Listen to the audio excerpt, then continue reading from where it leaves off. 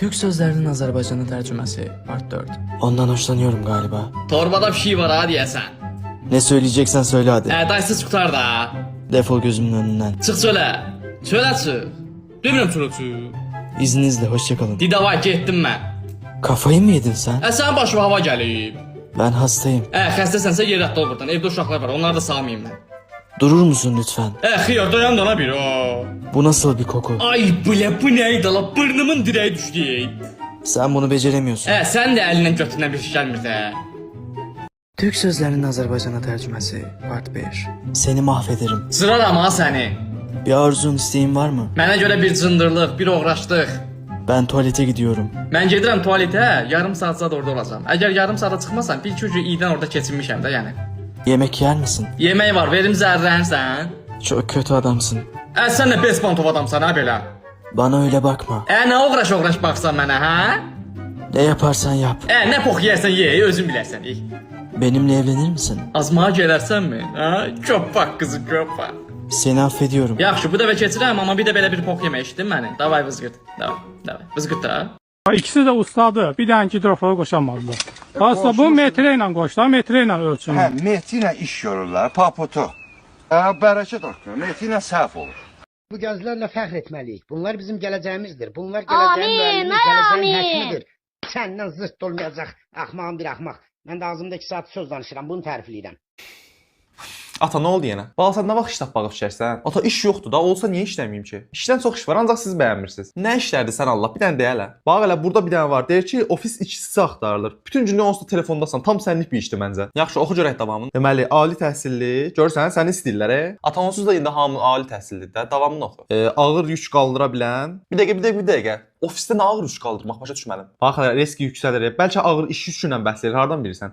Yaxşı, bəs sonra. Deməli 45 il təcrübə, rus, alman, yapon, fransız, ərəb, qazax dillərini bilməli, suyun altında nəfəs almalı, az 40 gün yaşaya bilməli və ən əsaslı gülər yüz olmalı. Səni tərif eləyir bildiyin.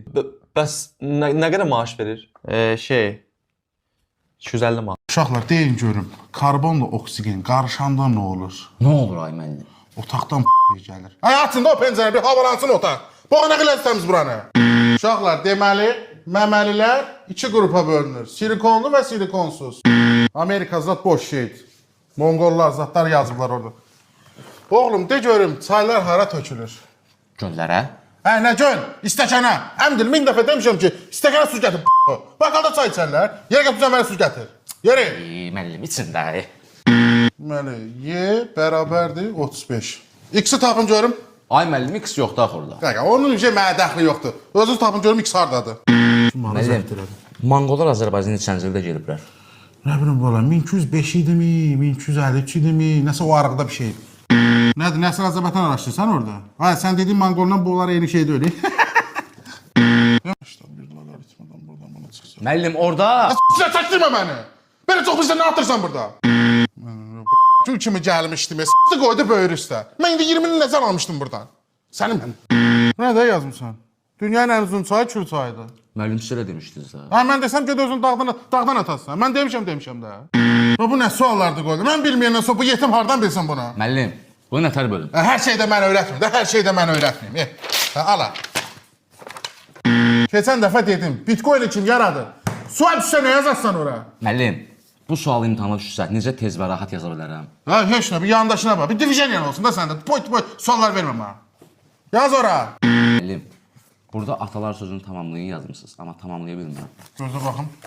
Çörəyi ver yetimə, gəlsin girsin mən yapmışam bunu.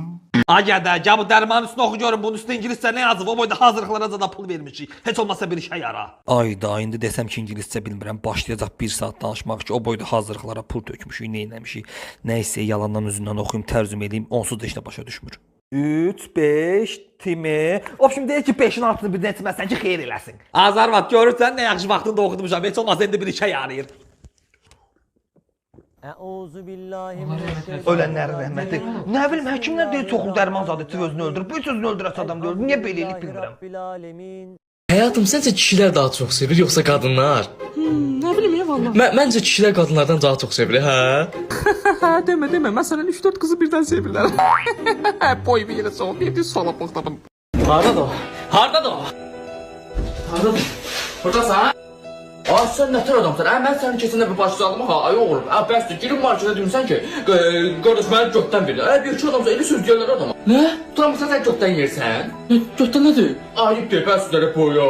Dədə, səhv başa düşmüsən. Qaranca qardaş yoxda sən nə olur? Sənə bir söz dinlə, mamanda danışıram, mamanda da.